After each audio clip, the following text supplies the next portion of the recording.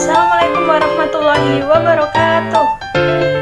Kami dari kelompok 3 akan mempresentasikan mengenal karakteristik peserta didik. Sebelumnya perkenalkan, saya anggota kelompok 3 bernama Zainab Snaini dengan NIM 1401421289289. Saya Dinda Suci Aisyah Hidayatullah dengan NIM 14014212990.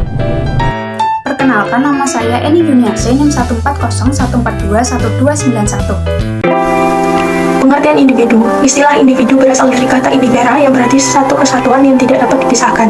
Individu berasal dari kata benda individual yang berarti perseorangan atau orang. Manusia merupakan kesatuan psikofisis yang terdiri dari jasmani rohani yang akan terus-menerus mengalami pertumbuhan dan perkembangan.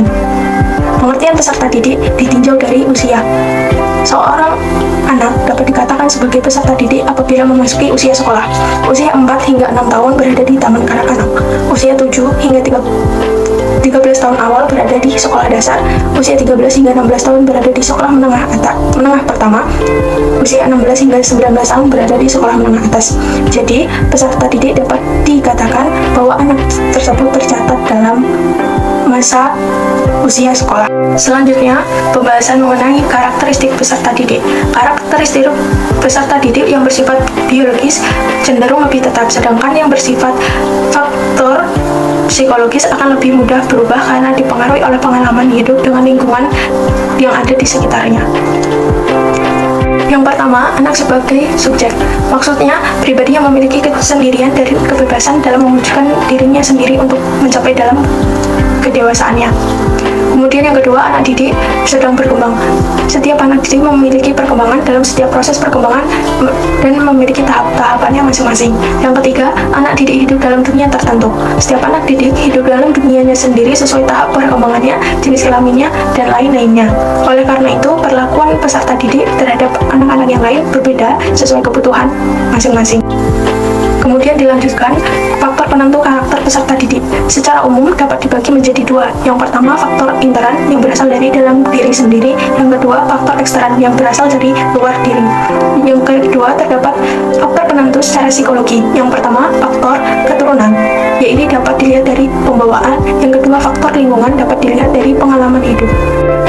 3 aliran faktor penentu peserta didik yang dapat dibagi menjadi 3. Yang pertama, nativisme, kedua, empirisme, 3, konvergensi. Aliran nativisme menyatakan perkembangan pribadi yang ditentukan sejak lahir, sedangkan empirisme menyatakan perkembangan pribadi dibentuk oleh lingkungan hidupnya. Yang ketiga, konvergensi menyatakan perpaduan antara nativisme dan empirisme yang berpengaruh pada karakter seseorang. Aspek perbedaan karakter peserta didik. Yang pertama, aspek emosional. Aspek emosional ini berkaitan dengan emosi setiap para anak yang dapat merasakan bahagia, marah, sedih, dan lainnya. Yang kedua, aspek sosial psikologis. Aspek ini berkaitan dengan lingkungan di sekitarnya yang dapat membawa pengaruh terhadap psikologis pada anak tersebut. Yang ketiga, aspek sosial budaya. Aspek sosial budaya ini yaitu aspek terhadap kebudayaan yang ada di lingkungan sekitar dapat mempengaruhi karakter seseorang. Yang keempat, kemampuan intelektual terpadu secara integratif terhadap faktor lingkungan.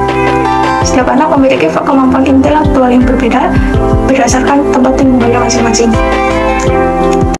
Selanjutnya adalah pengaruh karakter peserta didik pada lingkungan. Keadaan kehidupan sekarang dipengaruhi oleh keadaan sebelumnya, dan kondisi yang akan datang banyak ditentukan oleh kehidupan pada masa kini. Jika sejak awal perkembangan kehidupan pribadi itu terbentuk secara terpadu dan harmonis, maka tingkah laku yang merupakan pengenjauhan berbagai aspek pribadi itu akan baik pula. Selanjutnya, kita akan membahas tentang pertumbuhan dan perkembangan peserta didik. Yang pertama adalah pertumbuhan fisik peserta didik yang meliputi pertumbuhan sebelum lahir dan pertumbuhan setelah lahir, di mana masa sebelum lahir merupakan masa pertumbuhan dan perkembangan manusia yang sangat kompleks, karena masa itu merupakan awal terbentuknya organ-organ tubuh dan tersusunnya jaringan-jaringan saraf yang membentuk sistem yang lengkap. Sedangkan pertumbuhan fisik peserta didik setelah lahir merupakan kelanjutan dari pertumbuhan sebelum lahir. Proses pertumbuhan fisik ini berlangsung hingga dewasa. tahap pertumbuhan fisik peserta didik berlangsung secara berurutan, terus-menerus, dan tetap. Adapun gejala kelambatan pertumbuhan fisik tersebut dapat dilihat pada yang pertama, jika pertumbuhan fisik jauh tertinggal dengan bagian lain tanpa sebab khusus maka dapat dipahami fisiknya terganggu. Yang kedua, jika kemampuan berbicara terlambat dibanding dengan anak lain pada masa perkembangannya, diperkirakan fungsi fisiknya mengalami hambatan. Lalu, apa sih pentingnya memahami pertumbuhan dan perkembangan anak? Kita harus dapat memahami pertumbuhan dan perkembangan anak karena yang pertama, pada masa anak usia SD terjadi perkembangan yang sangat cepat. Hal tersebut dapat kita lihat pada tahun pertama pertumbuhannya akan terlihat begitu cepat. Dan yang kedua adalah kesan pertama atau tanggapan awal akan berpengaruh lama dalam perkembangan anak. Dan yang ketiga, sesuatu yang kompleks dapat dianalisis dari yang sederhana. Selanjutnya yaitu perkembangan pada peserta didik. Pertama yaitu perkembangan intelek, kedua perkembangan emosi, ketiga yaitu perkembangan sosial, keempat perkembangan bahasa, kelima yaitu bakat khusus, dan keenam sikap, nilai, dan juga moral. Selanjutnya yaitu pertumbuhan dan perkembangan peserta didik menurut usia. Pertama yaitu pada fase bayi. Fase ini akan berlangsung sejak lahir sampai 18 atau 24 bulan. Kedua yaitu fase kanak-kanak awal. Ini akan berlangsung sejak akhir masa bayi sampai 5 atau 6 tahun. Ketiga yaitu fase kanak-kanak tengah dan juga akhir, berlangsung sejak kira-kira umur 6 sampai 11 tahun. Dan yang keempat yaitu fase remaja, dimulai kira-kira umur 10 sampai 12 tahun dan akan berakhir kira-kira umur 18 sampai 22 tahun. Selanjutnya yaitu mengenai perbedaan perkembangan individu peserta didik. Perkembangan pada peserta didik. Pertama yaitu perbedaan kognitif, kedua perbedaan dalam kecakapan bahasa, ketiga perbedaan dalam kecakapan motorik, keempat perbedaan dalam latar belakang, kelima perbedaan bakat, dan keenam perbedaan dalam kesiapan belajar. Selanjutnya yaitu mengenai perkembangan yang tidak sesuai pada peserta didik. Pertama yaitu keterlambatan perkembangan. Dalam keterlambatan perkembangan ini dapat dikarenakan oleh beberapa faktor, yaitu faktor intern maupun ekstern. Contoh dari faktor intern yaitu anak yang terlahir tunarungu. Sedangkan contoh faktor ekstern yaitu lingkungan masyarakat sekitar anak yang tidak mendukung. Kedua yaitu percepatan perkembangan. Terjadinya percepatan perkembangan ini juga dapat disebabkan oleh beberapa faktor yaitu faktor intern maupun ekstern.